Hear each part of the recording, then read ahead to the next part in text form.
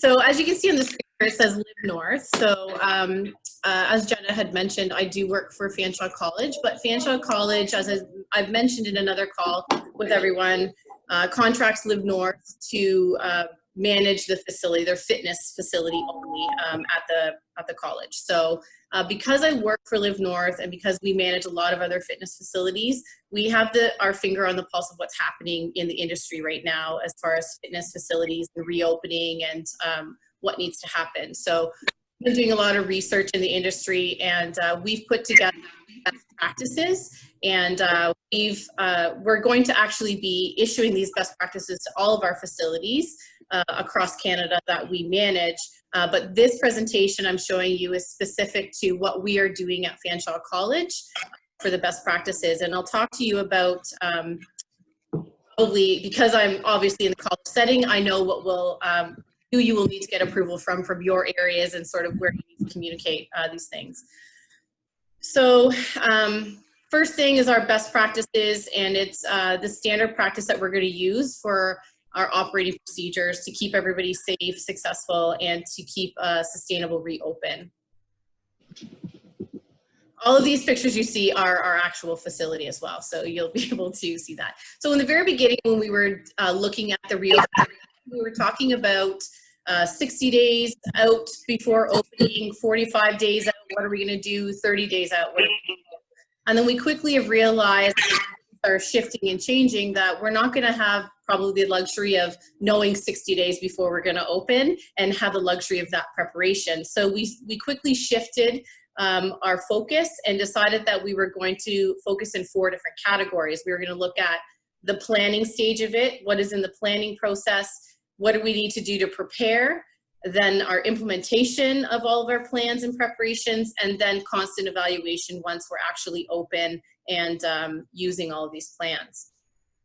So these are kind of our guidelines that we're using. So when we're looking at the planning stages of things, we're looking at the member and our staff engagement. So members being students, your employees, or if you're open to community or community members as well as your staff. So engaging them in this planning process and just letting them know what's going on, that communication piece with them, because it's really crucial to your members for them to understand what's happening, the students, the employees, and your staff that works at the facility, because we do recommend, we're reaching out to our staff frequently right now because there's some anxiety happening with them. They don't know what's going to happen. Are they going to be employed right away upon reopening? What does that look like? What are their job tasks going to be? Is that going to change? Are they going to mostly be cleaning because there's not a lot of programming happening? So just deciding what that communication is going to be.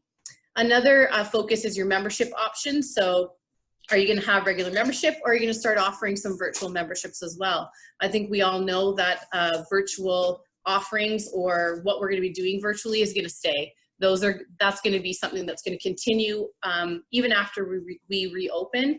Virtual programming is, I think, what our future is looking like right now. And what's your programming approach? What is it that you're going to be offering? What does that look like for your facility? Your staff and your member code of conduct. So I'll get another one. There's things that are going to change. So staff conduct, meaning, you know, you have to wear a mask to work. Are you going to make them wear masks? They have to sanitize and wash their hands before and after things, cleaning their stations. What is going to be their attire, that kind of approach, the conduct, as well as your members. Are your members going to be expected to adhere to certain things? Maybe it's the direction of travel. They have to now only travel in a certain direction, going upstairs, downstairs. What is that going to look? And you have to look at the consent forms or waivers. I'm not sure, and I know in some facilities that are open to the community, there's going to be waivers and consent forms. So do those need to change now? Do we need to change our waivers and our consent forms to now include this new code of conduct or etiquette that the members have to follow now in the facility to make sure that they understand this is the new way of life here in our facilities? So preparing. So when we're looking at the preparation part, of course, we're looking at our facility layout and our floor plans. So again, that direction of travel, if you have stairs, are you going to have people walking up the stairs one way and people walking down the other way? Are you going to have arrows on the floor all the way around the facility, and you're only allowed to move in that direction to avoid the crossing over of people? This is what our reality is going to be like. We need to look at those things. Identifying maybe if you have staff leaders that can organize that preparation and take on some of those roles of how things are going to be organized. And the biggest thing is equipment layout. What is that going to look like in your facility, and the spacing? I know we've seen a lot of things popping up in the industry where they're putting plexiglass between treadmills, and it's not feasible for a lot of facilities, right? It's just not, it just doesn't make sense. And you would have to build a box all the way around, because sometimes you don't have 6 feet behind or in front of that machine. You might be okay on the sides, but those are types of things you need to start thinking about. And ordering supplies. So what are the things that you're going to need to order? Are you going to need to order a bunch of masks if that's going to be the mandate? And those types of things are going to actually be probably mandated by the health and safety at the college. There's going to be your facilities, and your health and safety will probably set those rules for you, but it's great if you start thinking about those things now. What is that going to look like for your staff and for your members? Do you need disinfectant, different wipes? What does that look? When do you need to get those supplies? How many? Think about that. And the sanitizing of the facility. When and froze a bit. Can you just repeat that? You froze a bit. Oh, sorry. Which part? The preparing? Yeah, if you can just run over that again. It just froze it for a second. Sure. Yeah, no problem. So the facility layout, the direction of travel, and floor plans. So looking at what your floor is going to look like. Are you going to have arrows on your floor and only having traffic in one way? Identifying leaders and your staff to lead the organization of that preparation, and what's that going to look like, because not one person can do it. It's great if you have a team helping you out. Your equipment layout. What is your equipment layout going to look like? Your floors, your floor plan. Your equipment's going to have to be spaced out 6 feet apart. Do you have room in your facility for that? Are you going to have to remove some pieces of equipment? Are there other areas? If you see on the left-hand side of this floor plan that I have up here, you'll see this is one of our studios. Is there room to make workout pods in those studios and bring pieces of equipment in there and have program specific workouts that people schedule time to use those pods? What is that going to look like for you? Ordering of supplies. What disinfectant are you going to need? Wipes, masks, gloves, if that's going to be part of what you need, and sanitizing of the facility. How and when is that going to happen? Are you going to have do you have a cleaning company? Is the college cleaning going to do that? Are your staff going to be responsible when you bring them back to sanitize? What's the preparation part? So then we look at the implementation part of it, which is just the action, putting all of those plans into action, what's required to put into action. You're likely going to have staff on board a few weeks prior to for training and the new procedures that's going to happen. What is your front desk and your facility entry going to look like? And are there going to be checkout points for equipment, check-ins and policies? Is it going to be mandatory that they have to stop at the desk? Are they going to have temperature checks? Those types of things. And again, we talked about the floor markings and the distance in between the equipment. The other hot topic right now as well in the fitness industry is your locker rooms and your shower functions. What is that going to look like? And how are you going to monitor the use of those with keeping that social distancing, and how is that going to look? So, and then the last portion is the evaluation part. So this is once you've put everything into action and you're in the reopening phase and you've reopened, now going back and testing and looking at that, and what is the messaging that you're going to give to the members, and evaluate that so that they know that you're doing everything that's possible to keep them safe and healthy. And what's your recovery plan going to be for the pandemic recovery plan? And this can include things like, what's your emergency staffing plan if you have a staff member that gets sick, or you have a few staff members that end up having COVID post reopen? What does that look like? Who is going to be the staff that's going to cover off other staff, and how are you going to function still? And then, of course, assessing the supplies that you need. Keep looking at the supplies. Do you need to refill sanitization stations and your sanitizing wipes? So more specifically, when we're thinking about health and safety, again, you're looking at the cleaning of machines, the wiping, the disinfecting sprays. And a lot of members are they really want to know, they want to see that disclaimer on that product, and they want to know the product that you're using, and they want to see that it actually says it kills the coronavirus. That's what a lot of people want to say. This is what the industry is looking at, looking for those products. Hand sanitizer stations, maybe you need to increase the amount you have. Are your staff going to wear masks? Are the members going to wear masks? What is that going to look like? A lot of what's happening in the fitness industry right now in the States with some of those facilities that are opening, members are wearing masks, they're doing their cardio, and because they can't breathe while they're running on the treadmill, there's people passing out.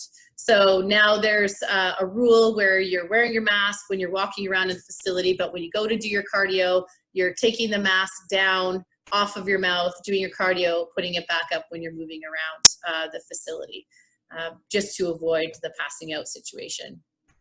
How are you going to manage the change rooms and the showers and the limited space? Some of these rules and regulations will come from your health and safety department at the college and the facilities, but as long as you're starting to think about that and maybe what your plan of action may be towards that, it will aid in that process for them if you're starting to think about it. Because again, the timing is going to be very crucial. I don't think we're going to have a lot of time. I think it's going to be maybe 30 days, if we're lucky. Could be 3 days and you're opening. We could be told on Thursday, Monday, you can open again. So what can you put in place to ensure good cleaning practices are being followed and hygiene practices are made easy for members? What kind of things can you do so that it's not a large process for them, and you can ensure that those practices are being met and everyone's following the rules? And I think a lot of facilities are looking at monitors. A lot of the times because you're not going to be doing a lot of programming, your staff is going to be your monitors, your floor monitors, walking around, making sure there's distancing, people are cleaning when they're supposed to. And there's the big question that we should all be asking, and we should really make sure we know the answer to and have a plan, is what policies are going to be in place and a detailed plan should a COVID-19 case in your facility pop up post reopening? What does that look like? And how are you going to plan for that? So space allocation, again, floor markings, you can see there's the keep 6 feet away, the arrows, where are you going to move the equipment, what equipment's going to be removed. We're talking about a lot of that smaller pieces of equipment being removed off the floor that's hard to disinfect. Making sure maybe you do a checkout, maybe you remove them off the floor and allow people to use it, but they have to check it out so that you can ensure that you can clean it and disinfect it between use. Direction of travel in your facility, what is that going to look like? Do you have enough space? And your employee workstations, you're going to have to start thinking about spacing for your employees as well. Maybe there needs to be plexiglass in between your workstations, your service desks, and the actual scheduling of your staff. So you need to look at how many staff are going to be in your facility at one time, and you have to now start staggering your staff schedule to ensure that you don't have your staff crossing over and there's not a lot of staff together at one time, just as you would with your facility and members. So when we're talking about floor plans, we're fortunate enough that we have LIV North Athletics with our company. So some of you may formerly know them as National Fitness Products. So we now own that company, and we are fortunate that LIV Athletics can offer all of these services to us. So they can do the redesign of our floor plans. You'll see those 2 pictures are our floor plans of our facility. They can come in and move the equipment for us, and they offer these services to everyone else as well, not just us. And they can maintenance the equipment. The biggest thing we need to think about with our equipment and maintaining it and cleaning it is that we've had our equipment sitting idle for quite a few months.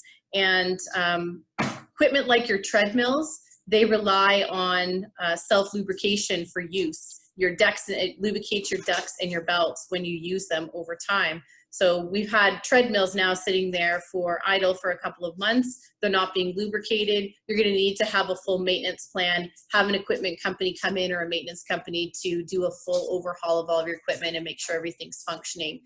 because it could have some serious effect on the use of your equipment once you reopen. And then, of course, looking at the scheduling of equipment. What does that look like?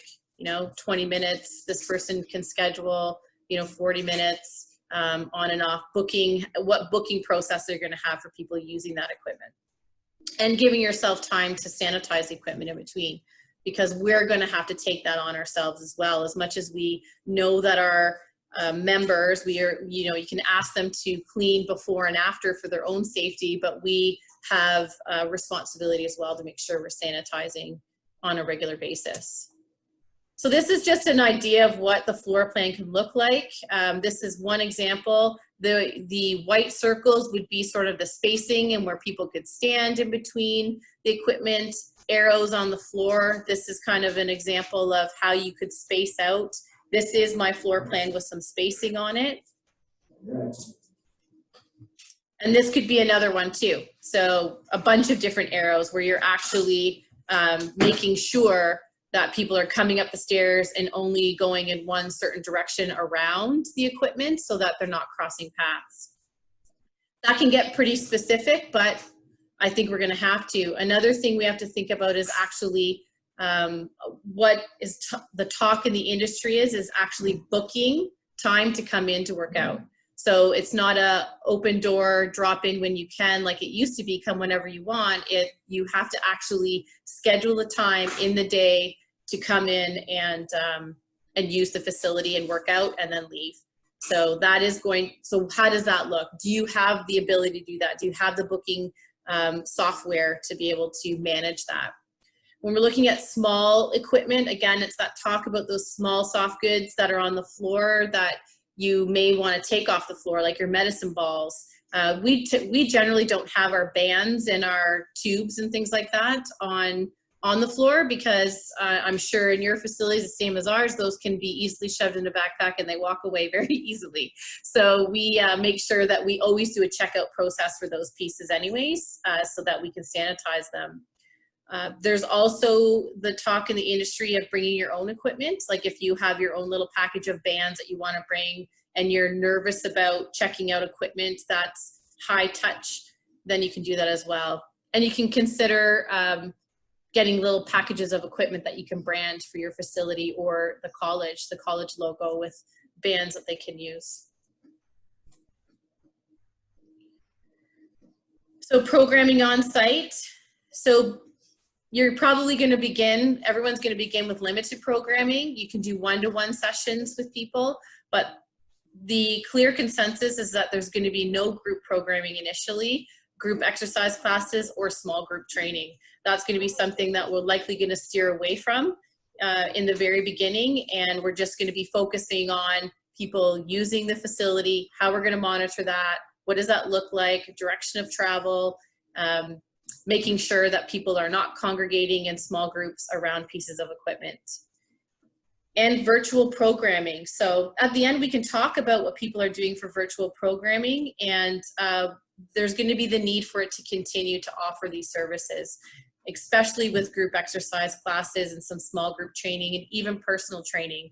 I think we know that this is definitely going to be our future for a very long time. Virtual programming is what we have to think about, and maybe that offering of the virtual membership. So determine what's going to continue virtually and what you don't have to do now when you're back into your facility. What form is it going to take, the frequency, who's going to deliver that? Is it going to be your staff? Do you have Group X instructors that just come in and teach? Are they going to offer it virtually for you? And then looking at or investigating other means to provide that anytime, anywhere professional virtual classes. How are you going to manage doing that? I know we all are right now offering, you know, Facebook, Instagram, YouTube, posting videos and some programming that way. But if this is going to be where we are moving forward in the future, what other platforms can we use professionally to make sure that this is part of our business now, it's part of what we do, and consider how we're going to program for the future. So we are using what's called LiveX, but it's called ShapeNet actually. We've just have the actual we have the rights in Canada for this platform, and this can be branded for your college. It's an app.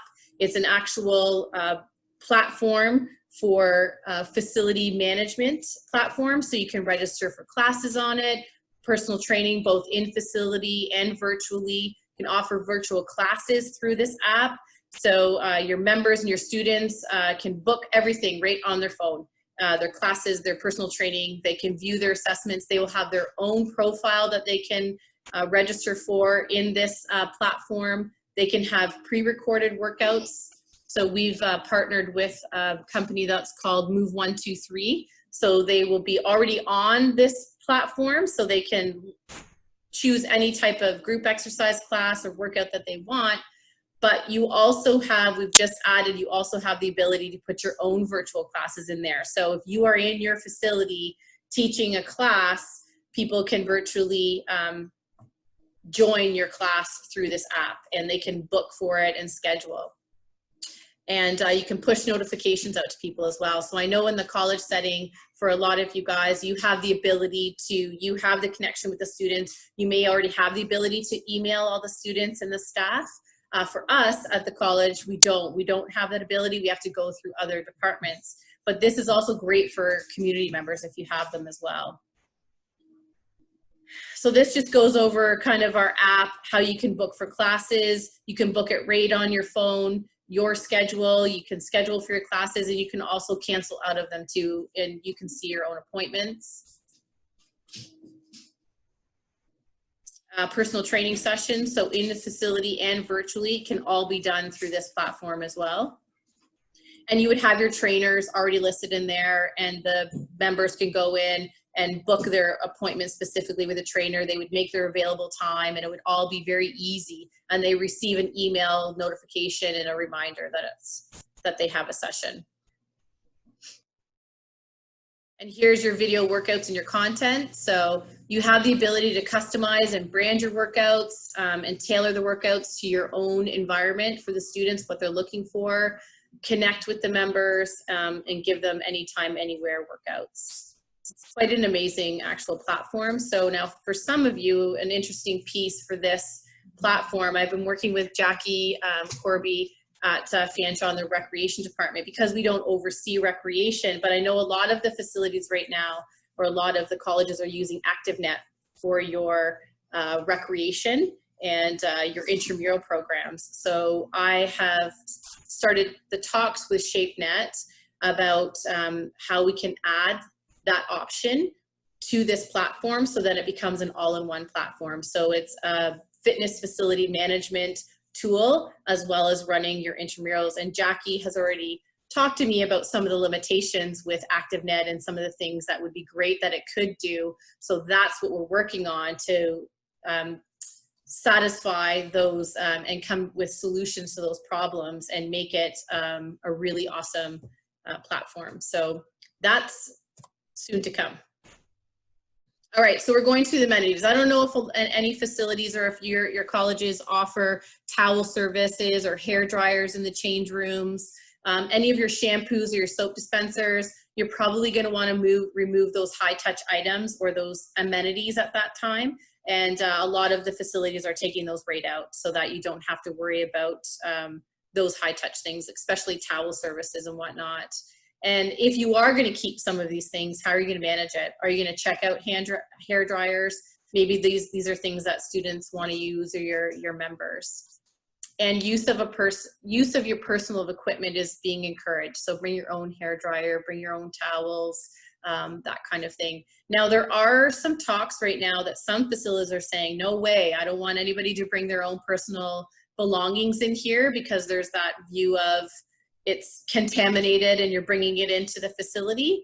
But there's a lot of other facilities like, no, we would rather you bring it here and take it with you, and then we don't have to worry about offering it or you touching other things. So again, you're looking at your policies and procedures. What's going to happen with your cleaning policies? How is that going to change? The frequency, the time. Are you going to have a different schedule now? Or are you going to do it more often? Do you have cleaning companies that come in during the day? I know we have the college, but we have a cleaner during the day that cleans all the time. But we all know that that's going to be a main part of reopening and for the security and safety of the members. Pardon me, and they're going to be looking for that. And they're going to want to see it happening on a regular basis. So what does that look like? And how are you going to communicate to the members and to your students and the staff that you're taking the appropriate health and safety precautions for them so that they can feel confident and comfortable that you're doing what needs to happen to keep them safe so they can come in and use the facility. Again, this will obviously, the number of people that are going to be allowed in the facility will be mandated by the government and by the college. So you'll have to look at what does that look like for your facility. And this is where we talk, this is where we go into talking about booking, you know, workout times. So having blocks and only a certain amount of people that can come in and work out in the facility at a time, and booking, and people have to book for that.